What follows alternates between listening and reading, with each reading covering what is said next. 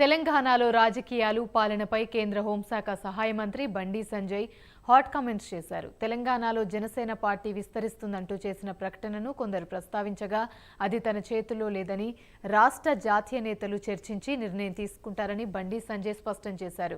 రాష్ట్రంలో బీఆర్ఎస్ చేసిన పనులే కాంగ్రెస్ చేస్తుందని, కాంగ్రెస్ ఎమ్మెల్యేలకే నిధులిస్తున్నారని మండిపడ్డారు.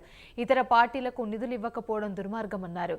సింగరేణి విషయంలో కూడా కాంగ్రెస్ బీఆర్ఎస్ బాటలోనే నడుస్తుందని, పద్ధతి మార్చుకోకపోతే ప్రజలు బీఆర్ఎస్ కు చెప్పినట్లే కాంగ్రెస్ కు బుద్ధి చెప్తారని బండి సంజయ్ హెచ్చరించారు.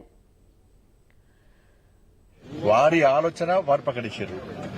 మా పార్టీ, మా జాతీయ అధ్యక్షుడు జేపీ నడ్డా గారు, మా రాష్ట్ర అధ్యక్షుడు కిషన్ రెడ్డి గారు, కాబట్టి వారు ప్రతిపాదించారు కాబట్టి, ఒక ప్రతిపాదన ముందు పెట్టారు కాబట్టి మా రాష్ట్ర అధ్యక్షులు, మా జాతీయ అధ్యక్షులు, మా పార్టీ మొత్తం అందరు కూర్చొని ప్రజాభిప్రాయము, కార్యకర్తల అభిప్రాయము, నాయకుల అభిప్రాయం సేకరించి దానికి అనుగుణంగా వివరిస్తుంది తప్ప బండి సంజయ్ ఇయ్యాల మేము జనసత్వం పొత్తు పెట్టుకుంటాము అంటే అటువంటి పార్టీ మాది కాదు.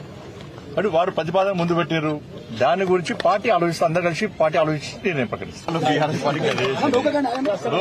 51% వాటా ఉన్న రాష్ట్ర ప్రభుత్వానికి కాదని, 51% వాటా ఉన్న రాష్ట్ర ప్రభుత్వానికి కాదని, 49% వాటా ఉన్న కేంద్రము ప్రైవేటీకరణ చేసేటువంటి అవకాశం ఉందా?